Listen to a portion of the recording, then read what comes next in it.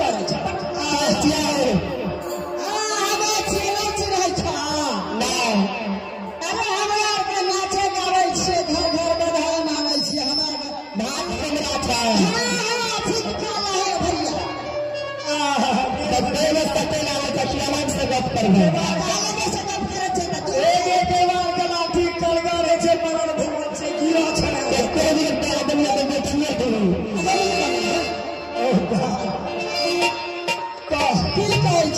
बात हमरा भैया बोला किया गाते के बाहर के पुकार हे बाबू के बात कहा हे राम ढोल साक्षी के रहवा हां चीन गेलिए धाम पकड़ा था हां एक बात बताबो हां अश्विनपुर नगर में कतना बेटा भेलै ए 15 भैया हां सुना ऐसा न कि एक दीदी और मांगो हां कौन बा ए हमरा अचनीत नगर में हमरा अचनीत नगर में अच्छा राजा चंद्रबली के अच्छा रानी चंद्रावती के पहला प्रेम में 5 गो बेटा भेलै सुना चल गया मन से मान खुशी के लगा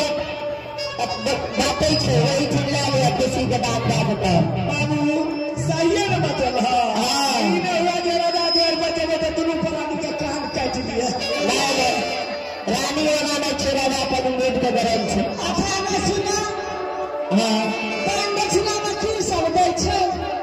चाहे हाथी लगाता हाथी दावता घोड़ा लगाता घोड़ा हाथी बच्चा भी नहीं ना कहिए तारे मिला रहा है हाथी बच्चा पे होते ना तो जब तक बता ना सुना ना हाथी नहीं लगा तो सोना चांदी लेता बच्चे ने तेरे कल तरह जे बना बता राजा खरीद गेला तो ये हमारे भक्त में सुन के हमर हमरा बोलू ये देखे छे गया भैया की कर भैया हाल के सोना चांदी लुटबै छे हाथी हाथ लुटबै छे घोड़ा घर सार लुटबै छे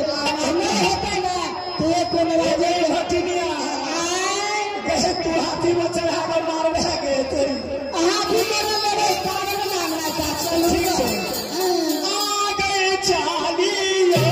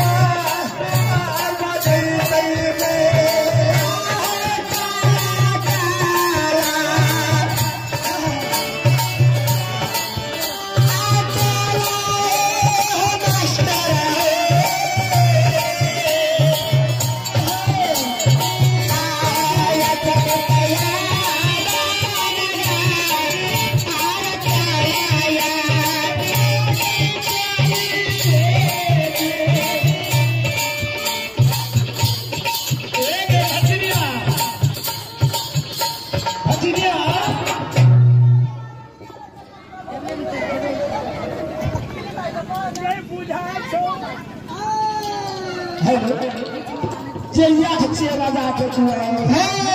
देखै छी। हाँ देखे छी न तो क्या करी कुत्ता से बचल रही है। हे भगवान राजा दरबार में कुत्तो रहे छै। कुत्ता के बड़ी खरास है राजा के।